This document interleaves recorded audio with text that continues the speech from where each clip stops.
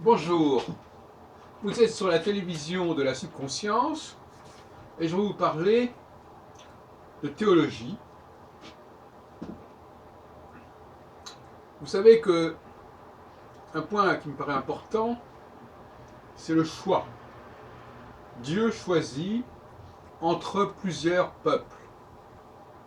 Et même les Hébreux choisissent entre plusieurs dieux, si on suit les prières du vendredi soir.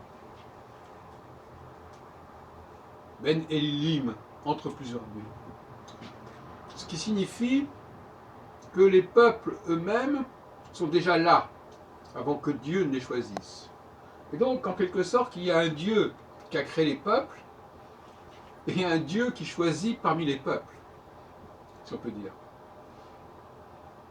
Et ce choix, on le trouve à toutes sortes de niveaux. Dieu fait un peu son marché, en quelque sorte. Il y a plusieurs jours, il choisit celui-là. Voilà. C'est le self, c'est le self. Il y a un point que je n'avais pas signalé jusqu'à présent, et qui m'avait échappé, c'est celui qui concerne le jardin d'Éden et les arbres. Mais il m'avait échappé parce qu'il est présenté à l'envers. Il dit, tu ne prendras pas de ce fruit-là. Tu ne choisiras pas de ce fruit-là. Or, à partir du moment où je dis tu ne choisiras pas de ce fruit-là, c'est un choix aussi. J'ai choisi, j'ai décidé que tu ne ferais pas ce choix-là. Décider que tu feras ce choix-là ou décider que tu ne feras pas ce choix-là, ça revient au même.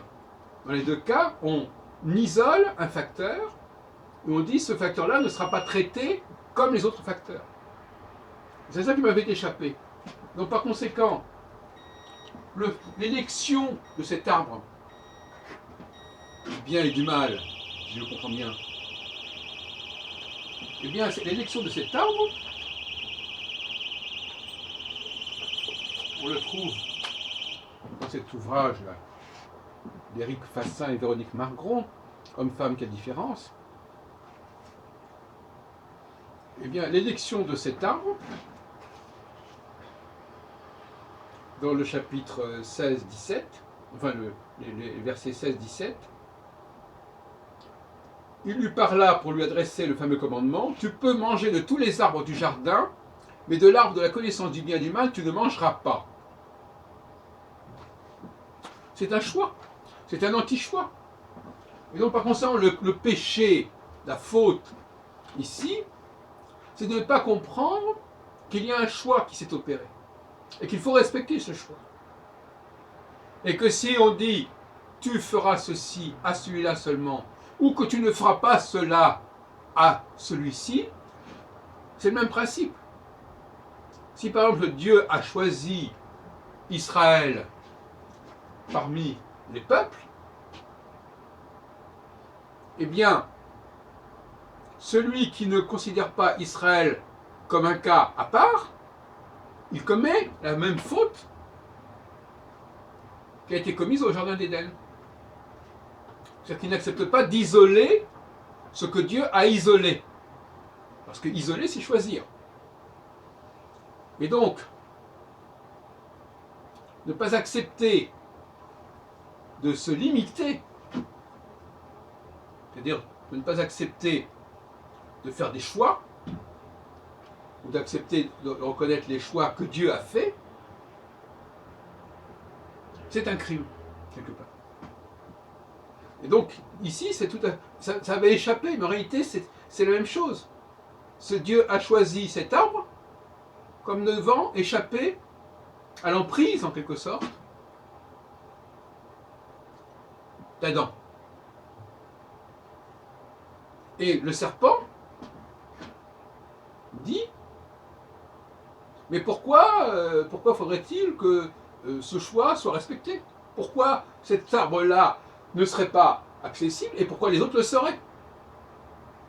Pourquoi les Juifs auraient-ils un statut à part? Pourquoi faudrait-il les mettre à part? Pourquoi faudrait-il les considérer avec d'autres poids, d'autres mesures? Donc le serpent, c'est l'antisémite qui dit mais les juifs n'ont rien de spécial. On peut les atteindre comme les autres. Le serpent, c'est celui qui ne respecte pas le sacré. Le sacré, c'est ce qui est séparé, c'est ce qui est isolé, le kadosh.